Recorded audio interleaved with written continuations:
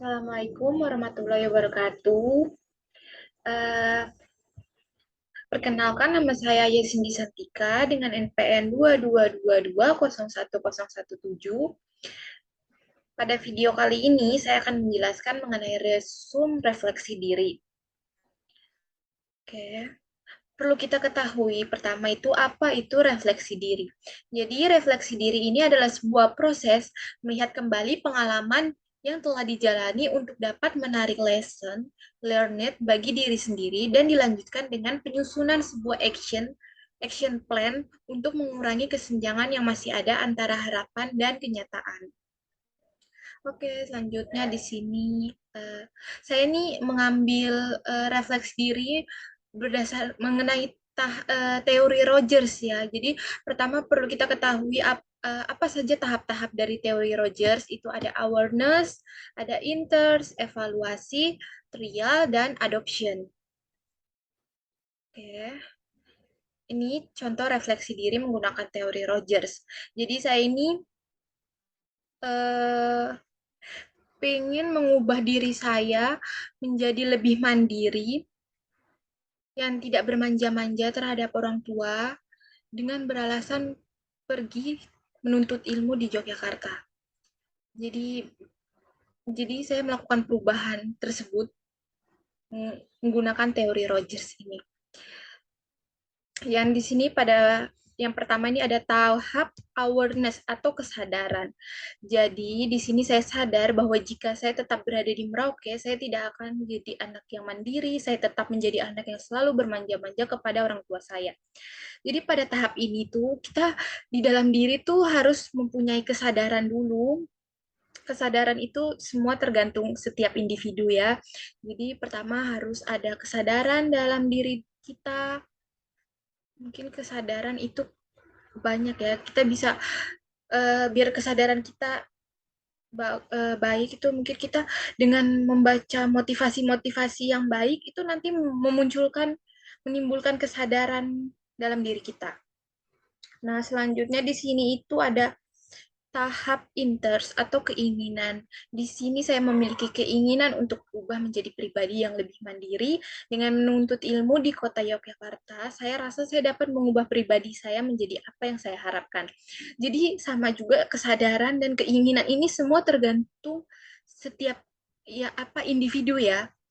Jadi di sini saya itu menginginkan pribadi saya menjadi lebih baik dengan tidak bermanja-manja terhadap orang tua karena saya saya juga tadi sadar kalau saya tetap berada di Merauke, saya tetap berada bersama orang tua, itu tuh saya tetap bermanja-manja begitu, tidak bisa hidup mandiri karena apa-apa kan ada orang tua. Makanya saya memutuskan untuk kuliah di luar agar bisa hidup lebih mandiri. Selanjutnya itu ada tahap evaluasi atau menilai. Pada tahap ini saya mulai mengevaluasi seperti apa itu Yogyakarta, mencari juga informasi mengenai kampus-kampus yang berada di Yogyakarta. Jadi pada tahap ini tuh saya mulai mencari tahu mengenai uh, suasana di Jogja itu bagaimana, orang-orang di orang-orang di Jogja itu bagaimana, orang kehidupan di sana itu bagaimana, universitas-universitas itu bagaimana, dan saya mulai mencari dan sudah saya juga mulai mendaftar dan kebetulan saya juga diterima di Universitas Jenderal Ahmad Yani dan di situ saya memutuskan untuk melakukan perubahan dalam diri saya dengan kuliah di luar dan kuliah di Universitas Jenderal Ahmad Yani seperti itu. Jadi kita harus menilai dulu, menilai bagaimana kondisi di sana ya, agar kita tuh melakukan perubahan nanti tidak menyesal begitu. Selanjutnya di sini ada tahap trial atau mencoba. Pada tahap ini akhirnya saya mencoba untuk berangkat ke Yogyakarta dengan niat untuk menuntut ilmu dan merubah pribadi saya menjadi lebih mandiri lagi. Nah, pada tahap ini tuh saya akhirnya mencoba sekitar bulan Juni. Bulan Juni itu saya mencoba berangkat ke Jogja. Jadi di sini saya sudah sekitar 5 bulan dan saya tuh sudah mulai merasakan perubahan di mana saya apa-apa harus sendiri. eh, saya bisa masak sekarang, mencuci baju juga sendiri. Kebetulan saya ngekos ya, jadi apa-apa harus sendiri.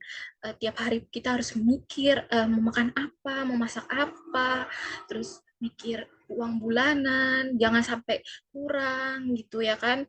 Itu membuat kita menjadi pribadi yang lebih mandiri ya dengan begitu. Selanjutnya di sini ada tahap, nah ini tahap yang terakhir, tahap adoption atau menerima.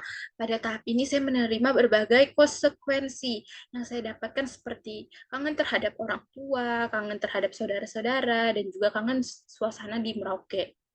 Nah, pada tahap ini tuh setiap perubahan tuh pasti ada kekurangan dan kelebihannya. Mungkin kelebihannya saya menjadi lebih mandiri, tapi kekurangannya saya jauh dari orang tua, jarang ketemu, paling cuma bisa di VC ya, di VC gitu-gitu doang. Cuma terus kadang juga rasa kesepian karena kan di kos sendiri. Biasanya di rumah ada adik, teman-teman, saudara gitu kan. Sekarang di kos sendiri gitu. Tapi itu kita harus menerima ya, karena itu setiap perubahan itu pasti ada kekurangan dan kelebihan, dan makanya pada tahap evaluation tadi itu kita sudah bisa menilai juga kira-kira kalau saya melakukan perubahan ini dampak baiknya apa, dampak buruknya apa, dan kita harus menerima. Jadi pada tahap ini tuh kita harus menerima kelebihan dan kekurangannya. Jadi gitu ya. Jadi pada refleksi diri ini menggunakan teori Roger, saya pertama itu dengan kesadaran, terus ada keinginan dalam diri, terus kita evaluation, kita menilai gimana perubahan yang mau kita lakukan ini, dampak baik dan buruknya bagaimana. Terus habis itu kita mulai mencoba, dan terakhir kita menerima kekurangan tersebut ya. Sekian penjelasan dari saya. Jika ada yang kurang, tidak jelas, saya mohon maaf. Terima kasih ya. Wassalamualaikum warahmatullahi wabarakatuh.